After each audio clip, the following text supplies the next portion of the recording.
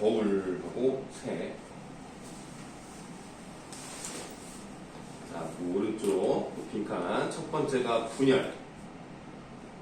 두 번째, 시어의 의미에서 거울. 그리고 압수. 그 다음에, 요 4번은 했었지. 예. 5번에 자아분열. 전 밑에 이제 나는 첫 번째 순수함. 3번에 첫 번째가 새, 두 번째 납, 세 번째 인간.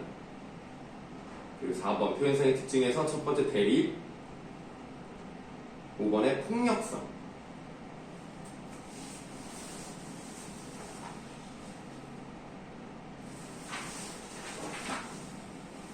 그 다음에 1번에 2, 2번에 5, 3번에 4. 이 4번 문제가 좀 이제 새로운 관점이라고 해서 선생님이 설명한 거 말고 또 다른 관점이 나왔는데, 이 포수라는 것이 어떤 인식의 주체라고 보고, 그 다음에 새가 본질적 존재라고 보면, 이 인식을 하는 그 주체가 예를 들어서 어떤 본질의 순수한 그것을 알아내기 위해서 뭔가 노력을 하는데, 결국에는 뭔가 내가 도달했다고 생각했을 때 그 존재는 그 순수함을 이룰 수 있다. 진정한 본질을 찾아간다는 건 굉장히 어려운 것이다 라고 볼 수가 있죠. 아유, 어서오세요. 닫아요? 네, 닫아요. 네. 좀 다리는 좀 많이 나았어? 모르겠어요. 어떡해. 오늘은 엘리베이터 잘 타고 왔지? 네, 숙제 펴세요. 그래서 4번의 답, 5번.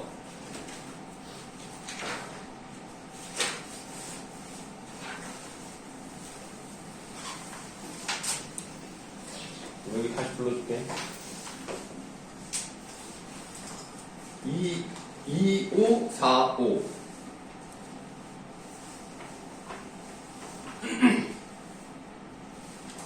자, 다음 넘어가서 견우의 노래가 있죠. 여기 좀 잘못돼가지고 그 맨 밑에 있는 것만 답을 불러드릴게요. 시적 상황, 시적 화자인 나는 직녀에게 성숙한 사랑을 위해 이별의 고통을 감내하고자 합니다. 자, 3번 시어의 의미에서 첫 번째 빈칸은 이별, 그 다음에 바람, 푸른 은하물. 자, 4번 표현상의 특징에서 이별이 사랑의 과정이라는 역설적 표현이에요. 자, 그리고 그 다음에 견우직녀 설화의 인물을 바탕으로 사랑의 참된 의미를 제시했습니다. 그래서 이런 힘든 시간이 있는 것이 사랑이다 라고 얘기하는 거고요. 5번 시의 주제의 첫 번째 이별입니다. 이렇게만 돼 있죠 지금? 뭐 할 말 있어요? 뭐 얘기하는 줄 알고. 자, 그럼 이제 객관식 한번 풀어보도록 하겠습니다. 1번에 3. 자, 공통점이에요. 유사한 식구를 반복한다 라고 되어 있습니다. 지금 가를 보시면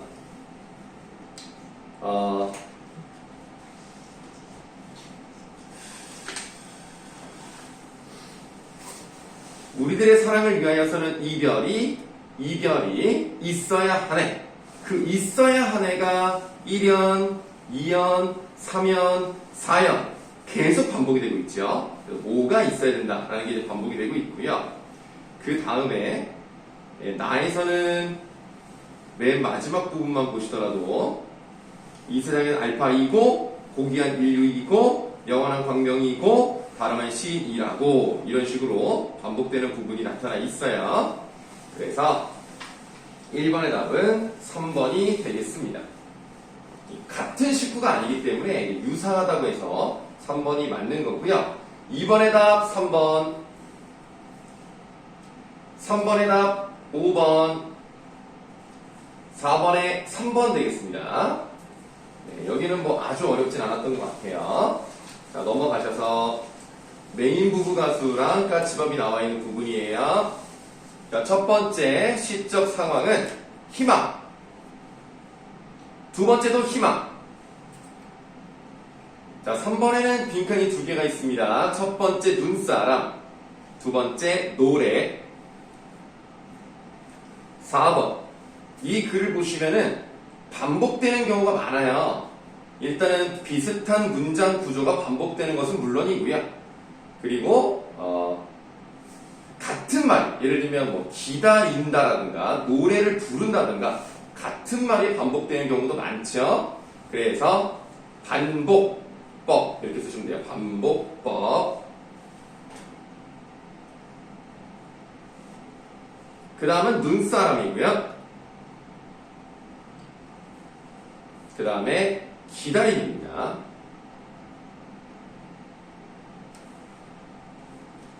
자, 그 다음에 나와 관련해서 시적 상황 첫 번째 까치밥이고 3번의 첫 번째 조카 아이들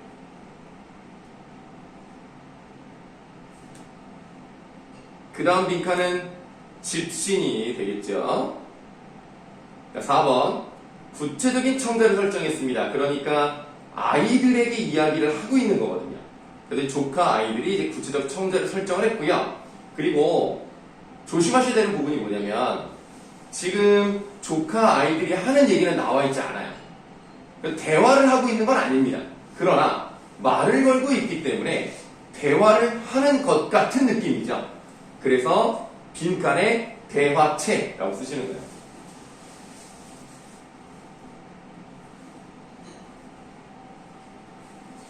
그 다음도 이제 답이 좀 어려울 수 있는데요. 서리적 표현을 사용했습니다. 맨 마지막만 보시더라도 이렇게 등 따숩게 비춰주고 있지 않으냐 라는 것은 몰라서 물어보는 게 아니죠. 알고 있지만 그것을 강조하기 위해서 문장의 변화를 준 방식입니다. 그러면 우리가 이걸 봤을 때 그렇지 그렇게 생각되겠다. 그러면 독자의 공감을 유도할 수 있다는 겁니다. 이런 건 좀 쓰기가 좀 어려울 수 있고요. 자, 5번에 인정.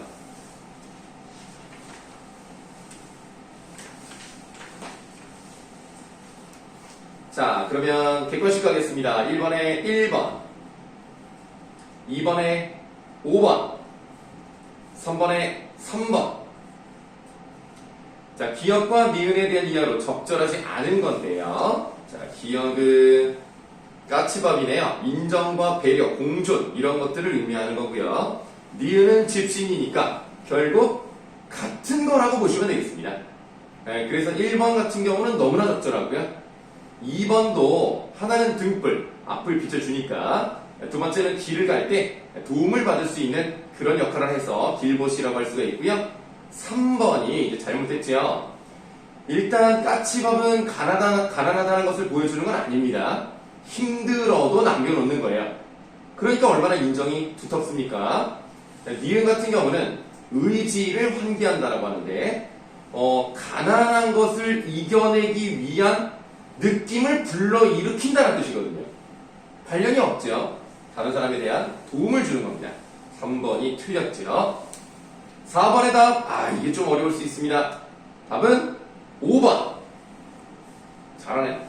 좋아요. 다음으로 넘어갈게요. 묘비명과 사과를 먹으며 1번에 묘비명 3번의 첫 번째 빈칸은 시 두 번째 물질 이건 뭐 돈 같은 거죠. 4번에 반어적이죠. 반어 5번에 비판 남은 단 2번에 깨달음. 이게 좀 답쓰기가 좀 그렇죠. 왜냐면 사색적이라고 돼 있으니까 무슨 척 뭐 이래 될 것 같은데 그래서 깨달음이 있었다. 그래서 사과를 먹는 것을 통해서 일상적인 경험을 통해서 생명순환의 원리를 알게 되었다. 이래서 깨달음이라고 쓰면 되고요. 3번 식물학자의 지식 4번 첫 번째 경험 두 번째, 점층. 특히 흙, 중력, 우주 점점 확장되는 걸 알 수 있죠. 점층적이고요. 5번에 순환.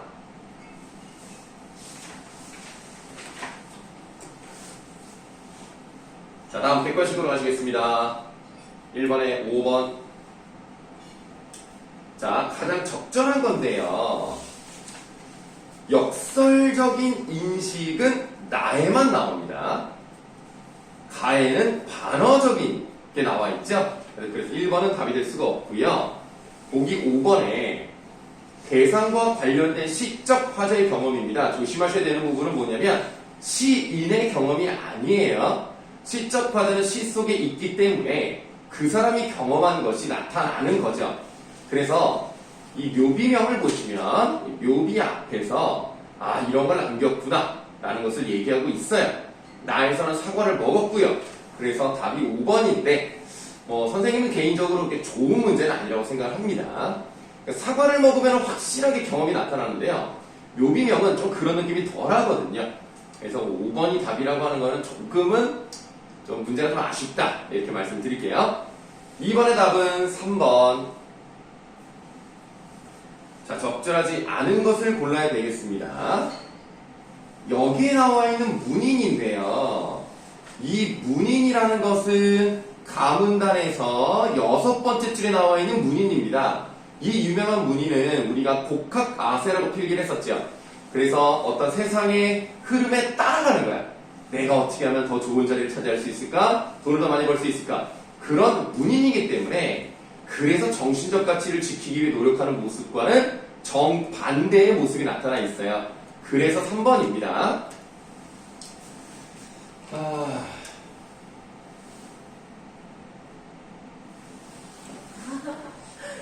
자, 둘 다 지금 2번을 고르셨네요. 네, 비석의 훌륭함이 꼭 주인의 인품과 동일한 것은 아니다. 즉, 비석이 너무너무 멋있고 유명한 사람이 글도 써주고 이렇다 하더라도 그 사람이 돈이 많은 거지 정신적 가치를 추구하는 그런 사람은 아닐 수 있죠. 그래서 비석이 훌륭하더라도 인품은 그렇지 않을 수 있다는 걸 얘기하고 있기 때문에 2번이 답이 되겠습니다. 미안해. 2번은 맞습니다. 3번이 답이 되겠습니다. 자, 3번의 답은 3번. 4번에 3번. 자, 적절하지 않은 것을 보라 그랬어요. 자, B. 대상의 의미를 추리하는 부분인데요. 사과를 수확하기까지는 인간의 노력도 필요하고 자연 현상도 필요하죠. 뭐뭐보다 뭐뭐 이렇게 표현하면 안 되겠습니다. 그래서 3번이 답이 되겠습니다. 자, 이렇게 하면은 답은 다 맞춘 거죠? 질문 있으십니까?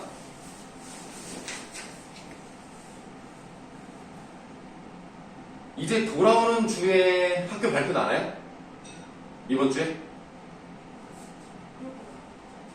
오늘이 9일이니까 13일에 난다고 했나?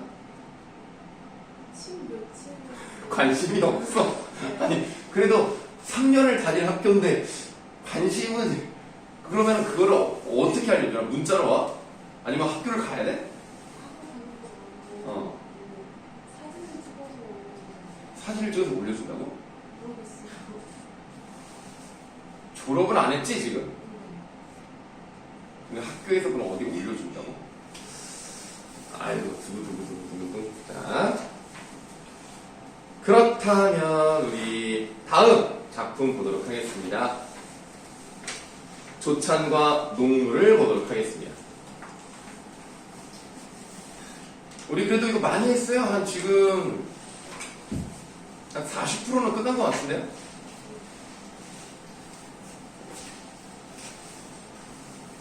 자, 첫 번째 시는 정지용의 조찬입니다. 혹 조찬이 뭔지 알아요?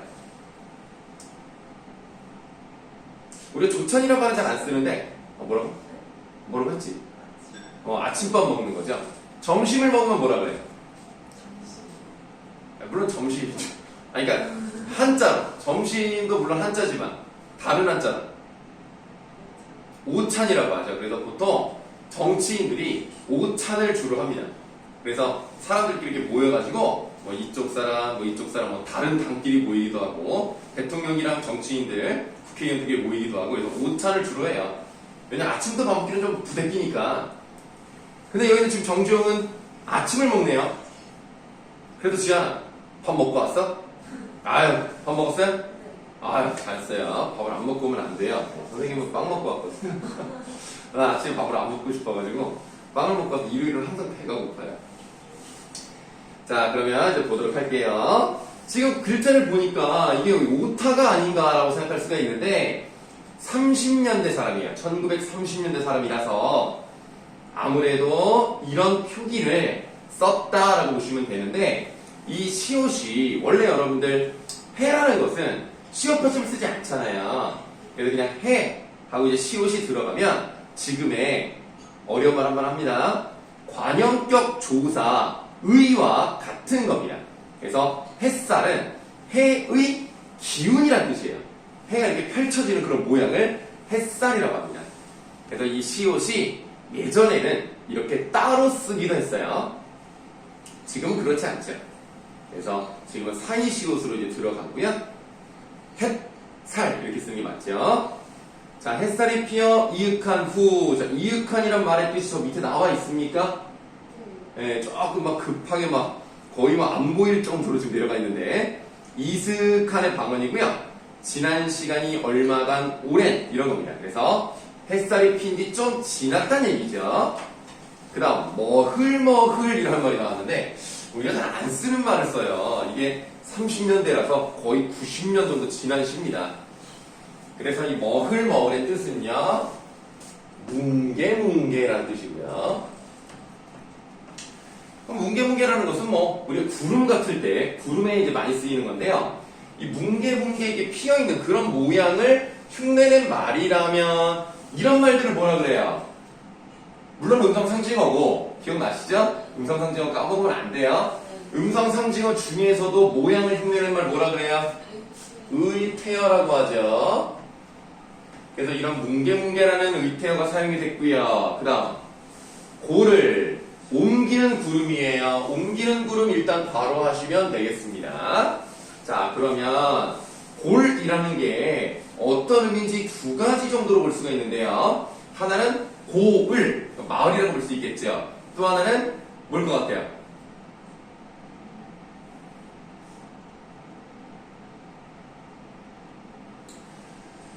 요즘에도 쓰는 말이긴 하지만 여러분들 세대에서는 골이란 말을 잘 안 써요. 뭐 하는 거야? 그러나 이 말로 하면 아 그거구나 라고 할 건데 골짜기라고 볼 수 있어요. 네, 산골짜기 할 때 골짜기. 그러니까 이 산에 있는 걸려있는 구름이 골짜기로 이렇게 흘러가는 그런 모습을 나타낸 걸 수도 있어요. 그래서 두 가지 중에 뭐라도 상관은 없고요. 중요한 건 옮겨가고 있으니까 움직임이 나타난다는 점, 동적 이미지가 나타났다는 겁니다. 저 동자가 움직일 동자이기 때문에 움직이는 느낌이 날 때 우리가 동적 이미지라고 하는 거고요. 그 동적 이미지가 좀 크게 나타나면 역동적 이미지라고 하는 거고요. 그럼 동적 이미지의 반대는 뭐겠어요? 멈춰져 있는 거?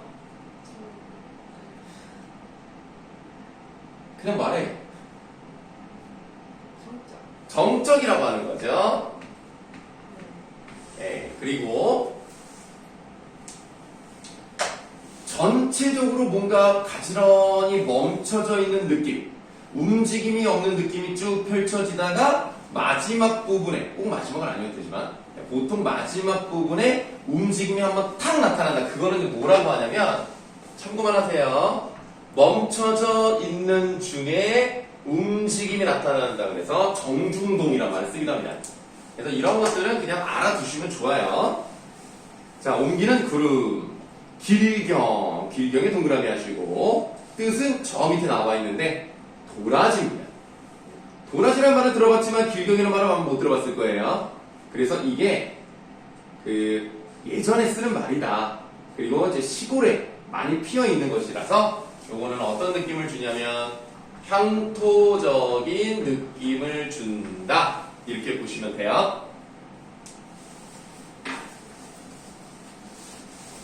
여러분 혹시 도라지 꽃이 무슨 색인지 알아요? 그렇죠. 보라색이에요.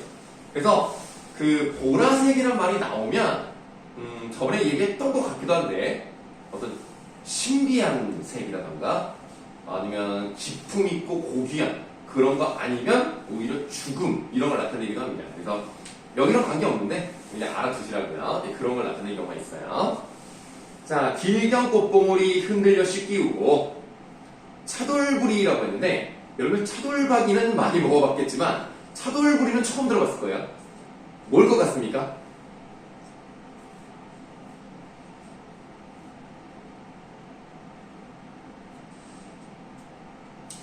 자, 차돌이니까 뭐야? 차돌. 어렵나? 아니 그냥 쉽게 생각해. 차돌이 뭐야? 야, 먹는 것만 생각하지 말고. 돌. 네, 돌인데 이게 좀 아주 크지도 않고 어느 정도 이제 뭐 조약돌보다는 크고 뭐 요만한 바위보다는 좀 작고 그래서 차돌 요 정도 크기의 그 돌이 언제나 둥글둥글한 게 아니라 이렇게 뾰족한 부분이 있을 거 아니에요. 그게 차돌불이에요. 그래서 그 차돌의 뾰족한 부분 부리처럼 튀어나왔으니까 그런 부분이 뭔가 좀 이게 뭔가 촉 이런 느낌이 있네요. 원래 그 촉하다라는 단어도 있습니다. 그 촉하다는 게 뭐냐면 높이 솟아서 뾰족하다라는 뜻인데요. 그런 거를 갖다 쓴 것 같기도 해요. 그래서 이렇게 차돌부리가 뾱뾱 이렇게 튀어나와 있는 죽순처럼 돋아 있는 거죠. 죽순이 뭐예요? 대나무에 뭐라고 해야 돼?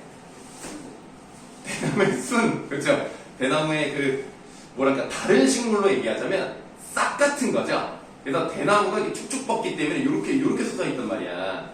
근데 얘네가 싹으로 생기지 않았어. 우리가 일반적으로 싹은 이렇게 생겼잖아.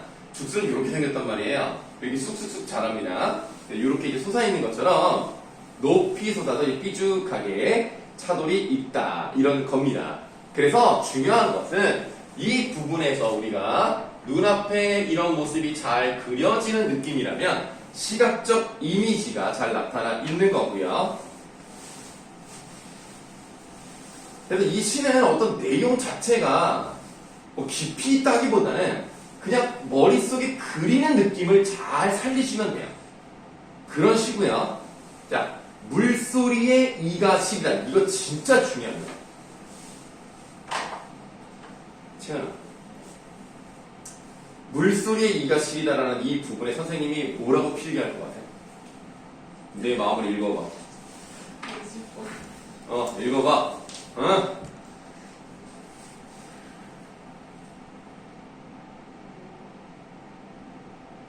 어떤 시의 표현 기법을 써볼 거예요. 물 소리가 나왔고요. 이가 시리다가 나왔어요. 자, 이가 시리다는 느낌은 냄새로 알 수 있는 건 아니죠. 귀로 듣는 것도 아니죠. 맛을 본다고 하긴 좀 그래. 시린 맛은 없잖아. 촉각이죠. 그러면 내가 이거 뭐라고 쓸 것 같아?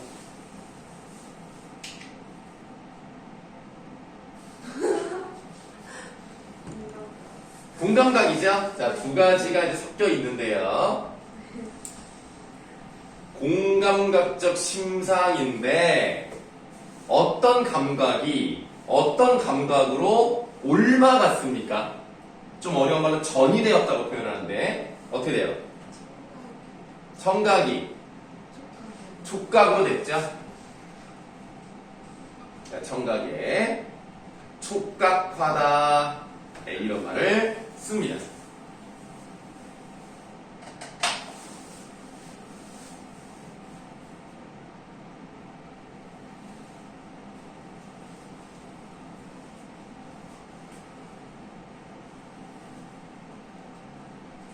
앉음새라는 것은 이제 앉아있는 모양이에요.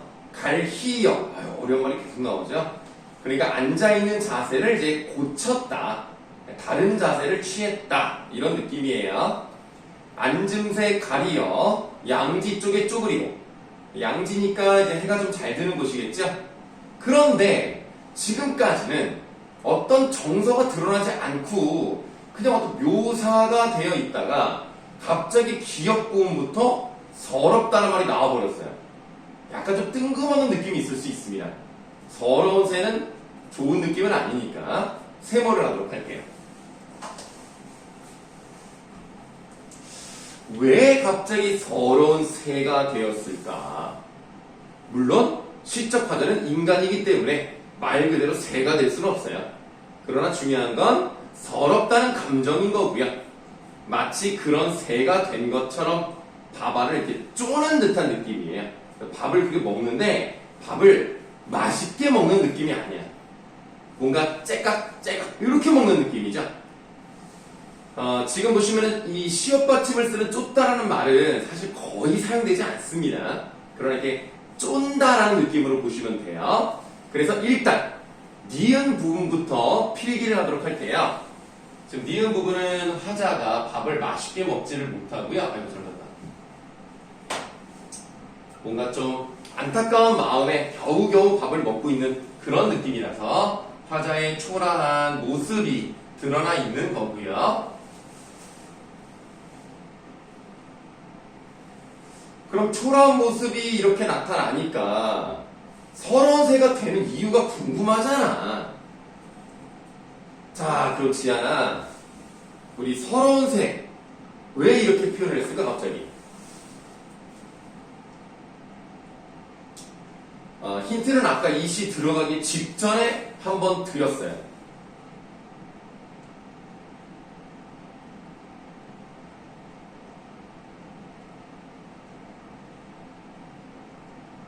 여보세요? 대답을 하셔야죠. 네.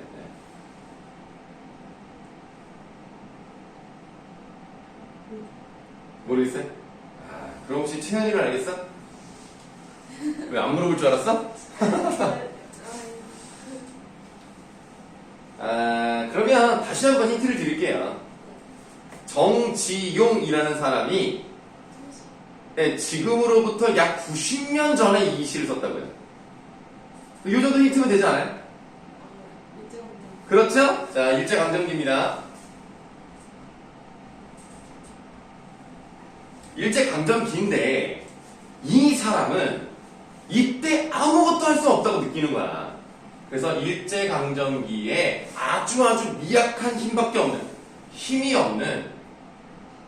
자, 그리고 정지용이라는 사람은 나름 시도 잘 쓰고 공부도 잘했고 서양의 문화도 잘 받아들였고, 그렇다면 그런 사람들은 이 시대의 어떤 지식인 정도로 볼 수가 있는데요.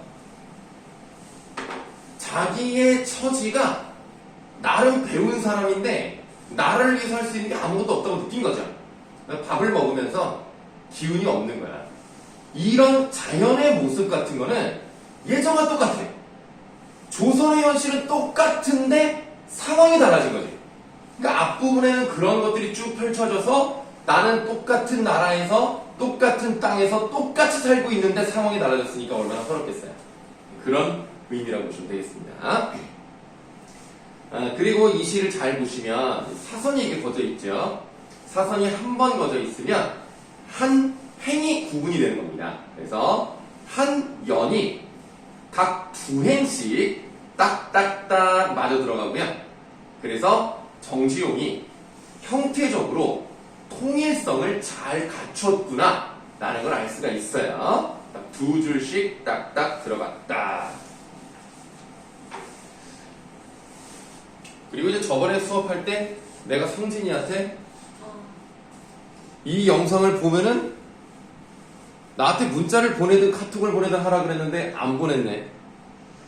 본 게 맞나? 잘 보고 있는 건가? 어차피 뭐 다음 주에 검사할 거니까 잘 하고 있어야 돼. 실시간으로 할 걸 그랬다가. 자, 그럼 이제 그 다음에 농무를 보도록 하겠습니다. 신경림 씨가 나왔습니다. 우리 신경림 씨 배운 적이 있었나요? 뭐 배웠죠?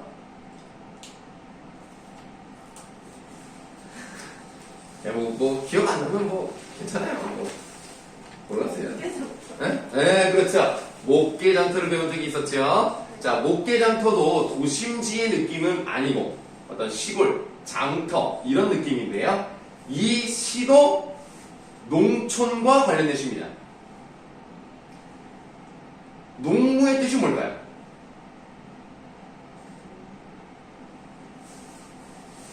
한자가 안 나와 있네. 한자가 나와 있어야 아니야. 그렇죠. 어디에서? 맞아요. 농촌에서 음악에 맞춰 춤을 추는 것을 농무라고 합니다. 그러면 당연히 농촌에서 음악을 연주할 때는 무슨 악기를 사용하겠어? 뭐 아무거나 얘기해요.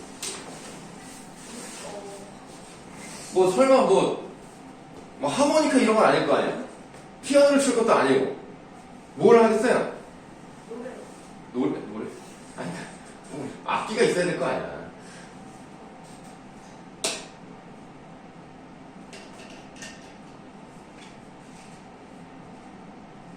와, 이거 얘들아.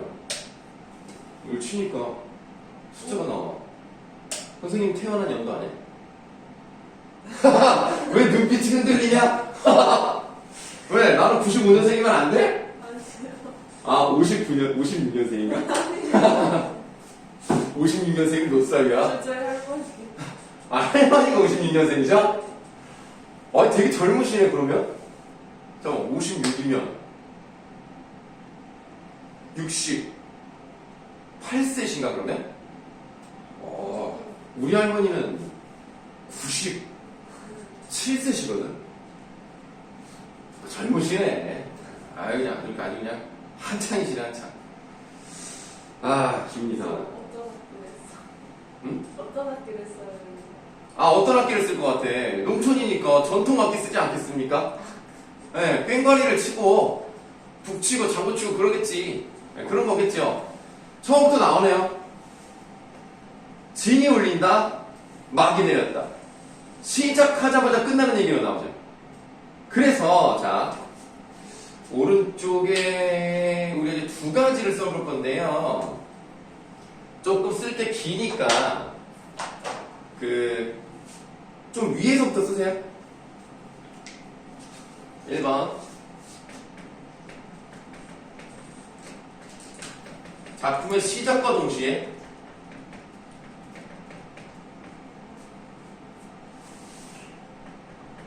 공연이 끝나는 내용이 나와요. 시작하자마자 끝났어.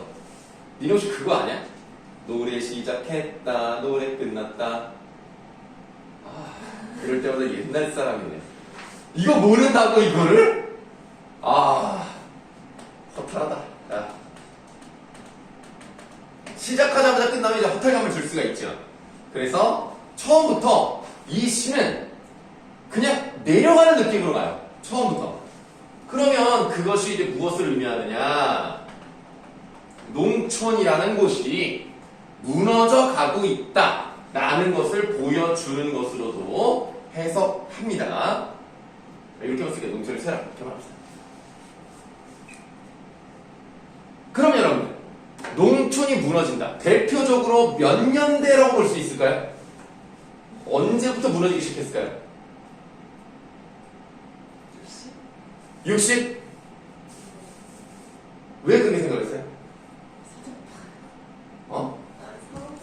그렇죠. 맞아요. 60년대부터 산업화가 이제 시작이 됐고 70년대에 아주 꽃을 피운다고 보시면 됩니다. 우리나라가 70년대부터 그래도 이제 좀 이제 살았어요. 60년대까지는 아직 좀 어렵고 70년대부터 이제 중공업이 이제 발전을 하고 국토 개발 뭐 이런 거 5개년 계획 이런 거 들어가면서 좀 많이 발전을 합니다. 그러면서 다 사람들이 어디로 가요? 도시로, 공장으로 가니까 농촌이들 다 떠나는 거야. 농촌이 그때부터 무너집니다. 새마을운동을 하긴 했습니다만 그래도 산업화를 막을 수는 없죠. 그러니까 산업화 자체가 나쁜 건 아니에요. 산업화가 분명히 필요한데 우리나라는 너무나 급격한 산업화가 있었기 때문에 너무 사람들이 도시로 몰리고 농촌이가 다 죽어나가는 거예요.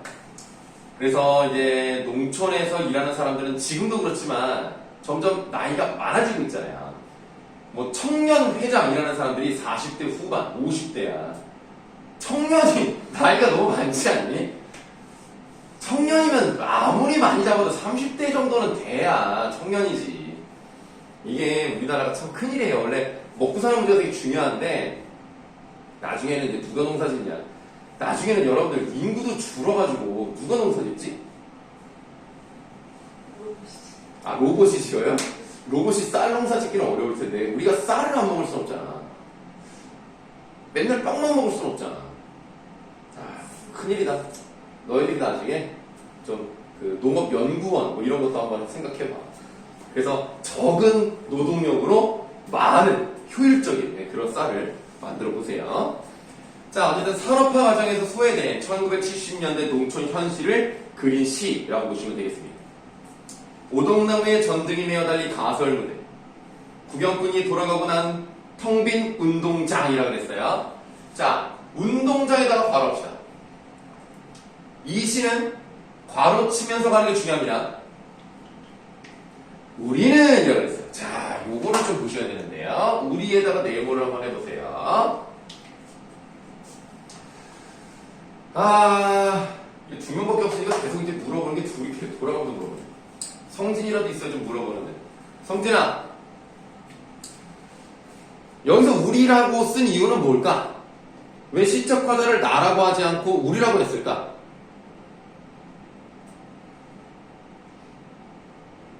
모르겠다고? 알았어. 자, 그러면 모르겠으면 채은이가 다시 한번 해보자. 이게 계속 왔다 갔다 가네. 아니, 오늘 누가 한 명 온다 그랬는데 안 오네. 왜 우리라고 했을까? 나라고 해도 되잖아. 아, 일단은 정답. 물론 여러 명이니까. 근데 그건 좀 단순하고 우리가 여기서 시적 의미를 한번 넣어보자고. 지안아, 한번 넣어보자고. 왜 나라고 하지 않고 우리라고 했을까? 어떤 의미가 들어있다면.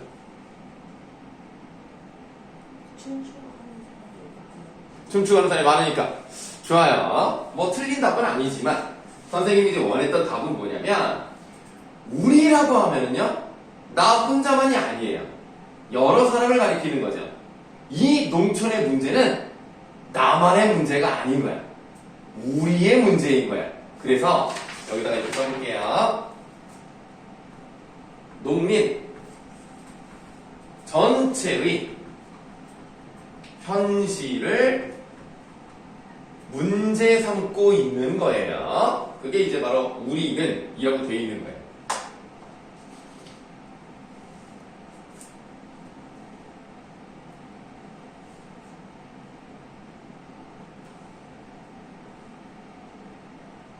그 다음에 또 하나 물어볼게요. 우리는 분이 얼룩진 얼굴로라고 되어 있습니다. 자, 지안아, 분이 여기서 뭘 의미하는 것 같아요? 아니, 그러니까 분이 그냥 뭐야? 여기서 분이 얼룩졌다는 게.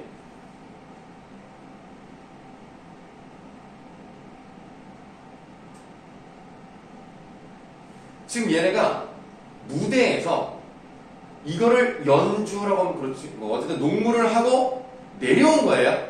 자, 분이 얼룩졌다는 게 뭘까요?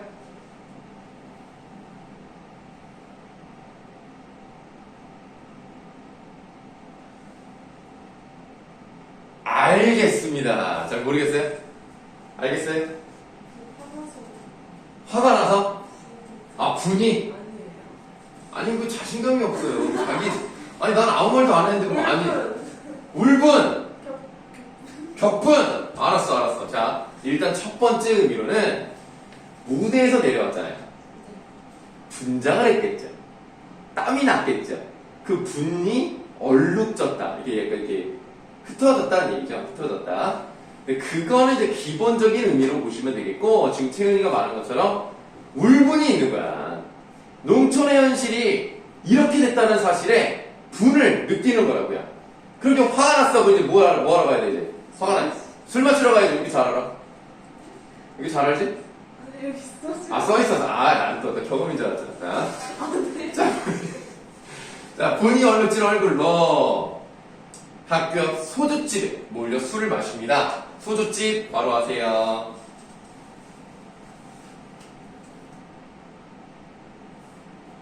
답답하고 고달프게 사는 것이 원통하다라고 해서 지금 이 부분은 화자의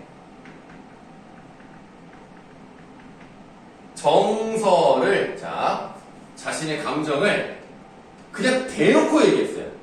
답답해, 고달퍼, 원통해. 그걸 뭐라고 하는 거예요? 정서를 어떻게 표현했다? 자, 직접적이란 말 틀리지 않았습니다. 다른 표현. 직설적이었대요. 직설적으로 표현을 한 부분이에요.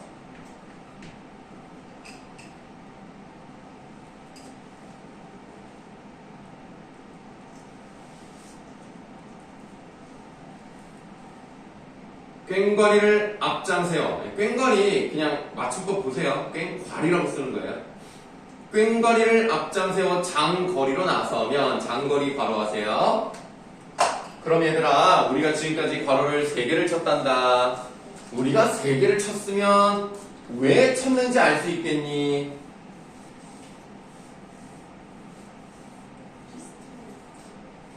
비슷하니까? 의미가? 그럼 무슨 의미가 있어?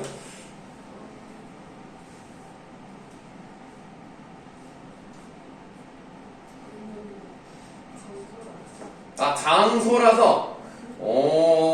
좋아요. 지금 한 80% 정답이 나왔어요.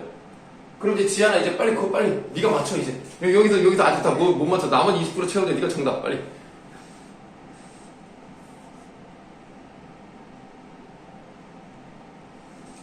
지금 우리가 운동장, 소주집, 장거리. 자, 지금 어떻게 되고 있죠? 그 장소가 뭐? 이동? 공간의 이동이라고? 아, 정답입니다. 예. 지금 보시면은 이 시의 시상 전개가 공간의 이동에 따라서 이루어지고 있다라는 걸 볼 수가 있어요. 아직 뭐 우리가 밑에 더 괄호쳐야 되는 부분이 있습니다만 미리 말씀을 드립니다. 공간의 이동에 따른 시상 전개가 이루어지고 있어.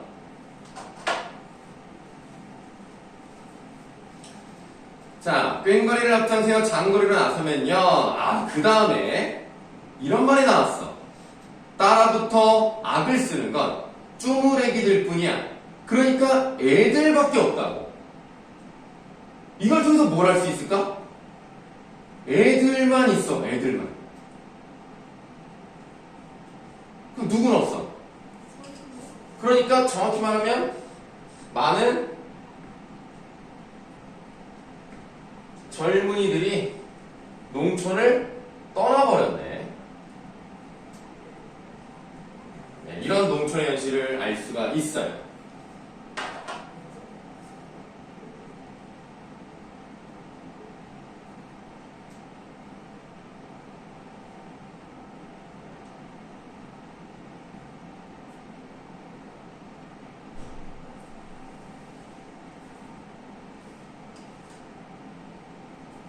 자, 처녀애들은 기름집 담벽에 붙어서서 철없이 킬킬 대는구나. 이게 이제 처녀애들이니까 여자들은 남아있는데 남자들은 다 떠났다. 이런 느낌으로 보시면 돼요.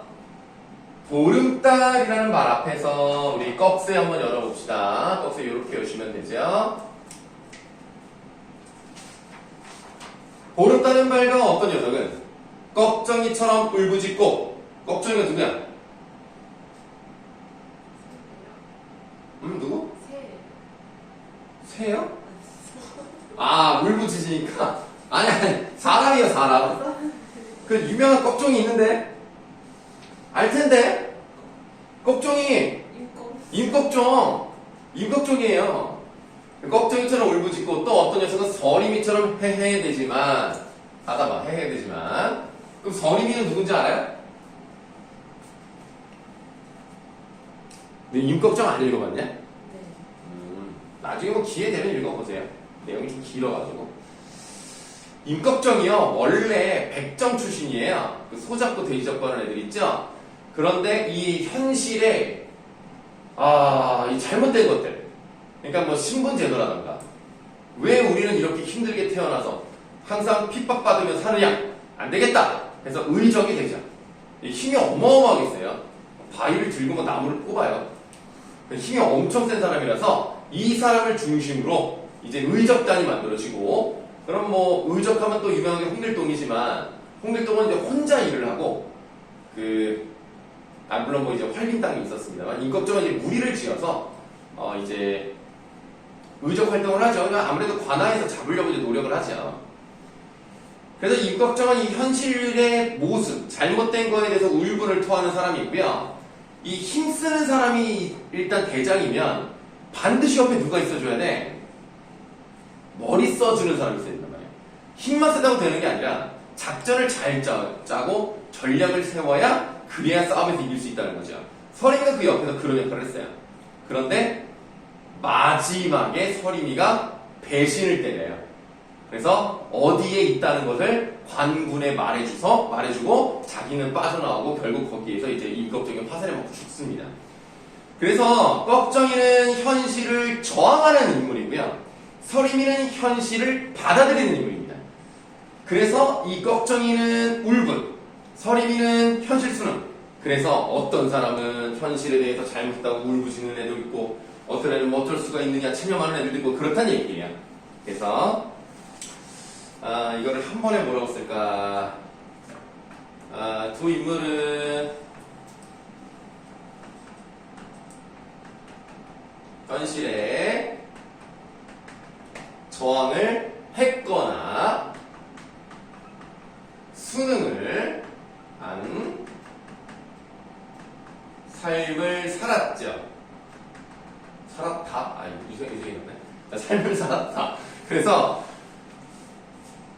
우리가 이제 농촌에서도 현실을 받아들이는 방법이 두 가지가 있었겠죠. 이제 그런 두 가지를 이제 비유적으로 표현을 한 겁니다. 그리고 이 사람들이 조선 때 실존 인물이에요. 그러니까 조선 때의 모습과 지금의 모습이 몇백 년이 지나도 바뀌지 않았다라는 얘기일 수도 있습니다. 자, 서림이처럼 행해되지만 이까짓 산구석에 처박혀 발버둥 친들 뭐하겠냐 이겁니다. 그러면 우리 주제에 에휴 뭐하겠어 이런 느낌이거든요. 스스로를 비하하고 자신을 비웃는 그런 표현을 뭐라고 합니까?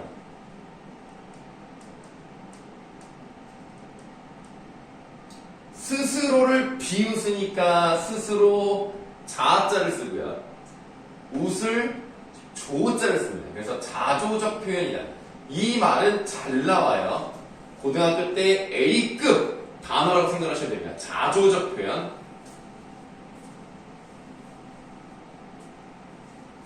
그러니까 해봤자 소용없다는 얘기야. 해봤자 소용없다. 어느 정도로 농촌이 살기가 힘들었냐면 그 다음 줄에 그 말이 나와요. 그 알파벳 D로 되어 있는 부분. 비료값도 안 나오는 농사입니다. 안 나와. 그러니까 우리가 인풋이 있으면 아웃풋이 나오는데 내가 100만 원을 넣었는데 내가 90만 원을 벌어. 그럼 이거 때려쳐야지. 이거 할 이유가 없잖아. 그러니까 100만 원을 투자했을 때 150만 원을 벌어도 별로 기분이 좋진 않잖아. 뭐 겨우 이거야 이런 느낌이 드는데 지금 여기서는 100만 원을 넣어도 100만 원이 안 나오니 이거 때려쳐야 되는 거죠. 그래서 비료값도 안 나오는 농사 따위가 아예 옆편네에게나 맡겨두고 옆편네가 이제 자기 부인이니까 아예 난 모르겠다. 그냥 당신이 하시오. 그냥 이런 거죠. 그래서 지금 이 부분에서는 화자의 체념과 자포자기의 심정이 나타나 있다.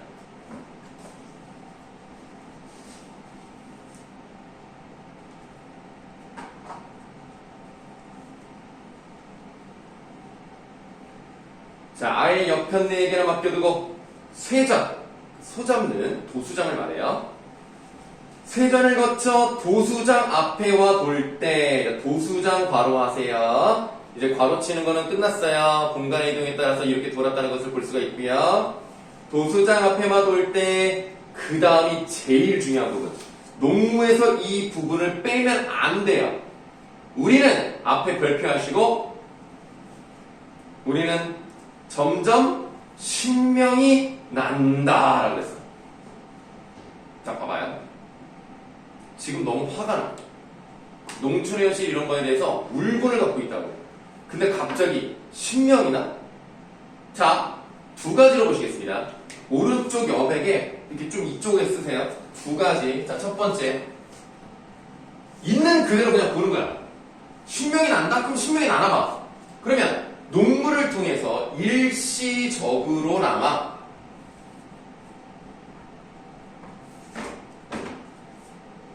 분을 풀어낸 거지. 그러면 신명이 날 수 있지. 잠시 있는 거야. 자신의 힘든 삶을. 그런데 우리가 일반적으로는 1번으로 해석을 잘 안 해요. 2번이 더 중요합니다. 2번은 신명이 나지 않는 상황이지.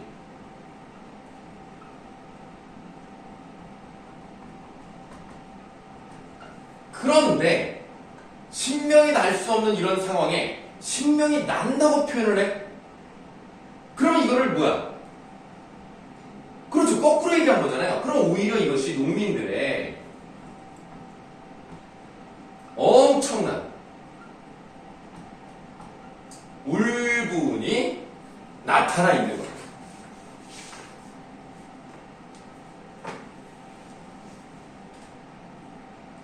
선생님이 여자의 심리를 뭐 다 알진 못하지만 경험상 뭔가 남자가 잘못했을 때 여자가 저 왜 그래? 막 이렇게 화를 내면 차라리 나. 근데 잘못을 했을 때 표정에 변화가 없고 괜찮아. 아무렇지도 않아. 이러면 진짜 화난 거야. 그럴 때 조심해야 돼. 그럴 때 정말 괜찮은 줄 알고 가면 큰일 나. 그럴 때는 진짜 싹싹 비추는 거야. 내가 그런 경험을 했다는 얘기는 아니야. 그냥 그런 것들을 많이 봤다는 얘기지. 나랑은 관계없는 얘기예요. 자, 그래서 신명이 난다는 것은 오히려 거꾸로, 그러니까 상황 자체가 신명이 나지 않는데 신명이 난다는 거니까 표현상으로는 반어지만 상황상으로는 역설로 볼 수도 있어요. 그래서 심리를 지금 효과적으로 잘 드러내고 있는데, 한 다리를 일고 날라리를 불거나, 이 날라리가 태평소입니다. 고갯짓을 하고 어깨를 흔들거나 하면서 끝이 납니다. 그래서 농문은 농촌의 현실을 잘 보여주는 시다, 이렇게 보시면 되겠습니다. 자, 이렇게 열심히 시를 하다 보니까 벌써 쉬는 시간이 되었네요. 자, 이게 논거 좀 오래 걸려가지고 시를 2개밖에 못했네요. 자, 그러면 10분 쉬었다가 2교시 그리움으로 들어가도록 하겠습니다.